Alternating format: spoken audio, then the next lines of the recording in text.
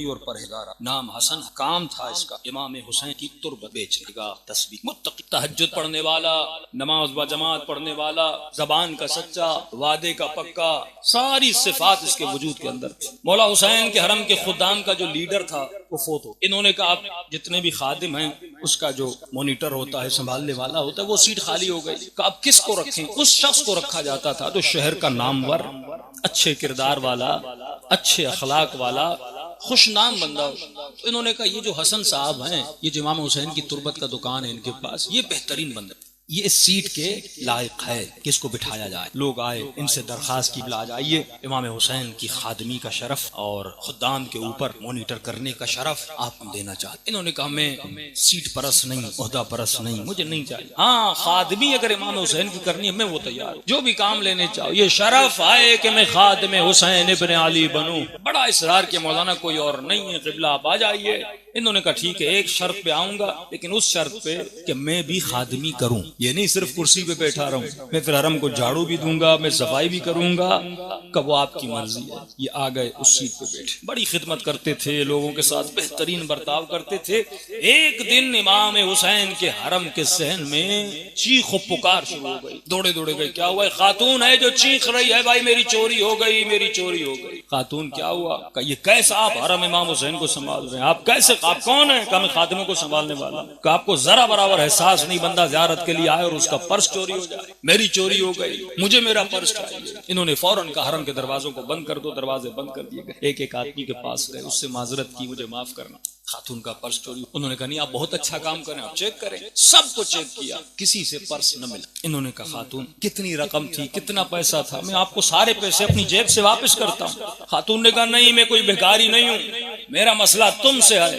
کہ امام حسین کے حرم میں چوری کیسے ہوئی۔ اور اس سے سخت بدتمیزی کرنے لگی، اگر پرس نہیں ملا میں دنیا کو کہوں گی کہ تم نے چوری کی۔ تو انہوں نے کہا آپ کتنی دیر کربلا ہیں؟ انہوں نے کہا میں 1 مہینے تک کربلا میں موجود ہوں۔ کس ہوٹل میں؟ فلاں ہوٹل میں۔ کہا ٹھیک ہے، میں پوری کوشش کر کے آپ کو آپ کا پرس ڈھونڈ۔ حسن صاحب کہتے ہیں انہوں نے بڑی کوشش کی، لیکن کئی دن ادھر ادھر دیکھا، لیکن خاتون کا پرس نہ ملا۔ کہا ایک دن رات کو مصلی پہ بیٹھ گیا، امام حسین سے درخواست کی، میں نے کہا مولا یہ میری عزت کا مسئلہ نہیں ہے، آپ کا حرم ہے، ابھی میں سیٹ پہ آیا ہوں، اتنا الزام مجھ پہ لگ رہا ہے، مولا کوئی مدد کیجئے کہ کہاں اس کا پرس ہے، میں ڈھونڈ کے اس کو لا کر دوں۔ حسن خواہ کے شفا بیچنے والا کہتا ہے کہ رات کو سو گیا اور خواب کے عالم میں دیکھتا ہوں حسین کا حرم ہے، اور اس حرم میں امام حسین سامنے سے آ رہے ہیں۔ امام کے ہاتھ میں ایک چھوٹی سی کرسی ہے اور صحن کے بیچ میں امام اس کرسی کو رکھ اور اس کرسی کے اوپر کھڑے ہو جاتے ہیں۔ میں دوڑا امام کے پاس گیا، میں نے کہا مولا مجھے بتائیے چور کون ہے؟ خاتون بڑی پریشان ہے، میں خود بڑا پریشان ہوں،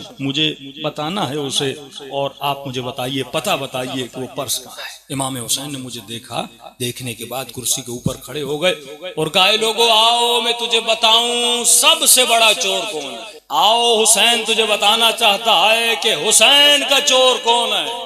کمیں جمع ہو گئے، امام بتائیں گے، کہ لوگ جمع ہو گئے، جب میں غفیر جمع ہوا، حسین نے کہا میرا سب سے بڑا چور یہ حسن ہے۔ پریشان ہو مولا، میں نے کب پرس چرایا؟ میں تو آپ کے حرم کا خادم ہوں، آپ مجھے چور بنا رہے ہیں۔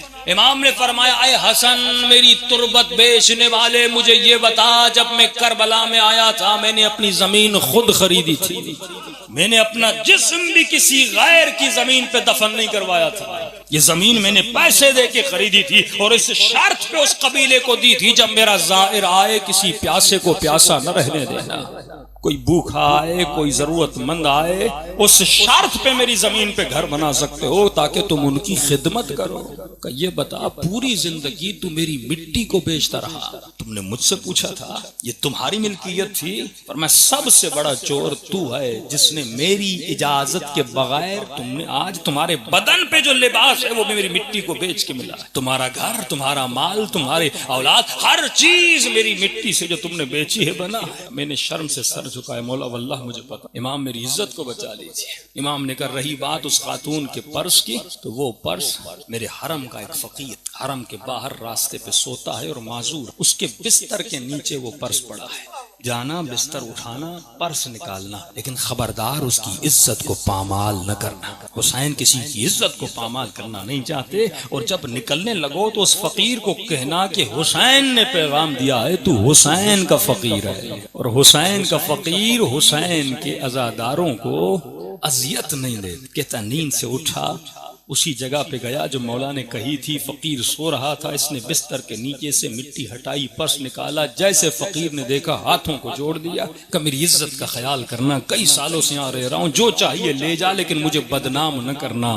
کہا گھبرانے کی ضرورت نہیں، تیری سفارش حسین مجھے کر چکے، بس اتنا کہا تو میرے در کا فقیر ہے، حسین کی عزت کا خیال کیا کر۔ اس کے بعد حسن تربت فروش صحن میں گئے، ایسے جیسے حسین کرسی صحن کے بیچ میں لگائی، بلند بلند آواز سے کہا لوگو جمع ہو جاؤ، چور مل گیا۔ حسین کے چور کا پتہ چل گیا، بازار کے لوگ، دکاندار کے لوگ، خدام حرم، زائر جمع ہوئے اور علل اعلان کہا کہ لوگوں اگر کوئی حسین کا چور ہے تو یہ حسن۔ لوگوں نے کہا حسن کیا کہہ رہے ہو؟ کہ خواب میں حسین نے مجھے کہا کہ میں نے پوری زندگی حسین کی مٹی کو بیچا ہے، جس نے مجھ سے لی ہے یا مجھے معاف کر دے۔ جتنے لوگ تھے انہوں نے حسن کی اس تقویٰ کو دیکھ کر کہ بندہ غلطی کرے لیکن پھر غلطی کا اقرار بھی کرے اپنے مولا کے سامنے، پھر اپنی اصلاح بھی کرے، اس کے بعد اس نے اپنا گھر بیچا، اپنا مال بیچا، اپنی دولت بیچی، ساری دولت کو غریبوں میں تقسیم کیا۔ اس کے بعد اس نے اپنا کام بدلا۔ جب کوئی اس طرح خود کو بدلتا ہے تو پھر حسین سینے سے لگا کر کہتے ہیں بھیا اور حسین کے سینے سے لگ جا۔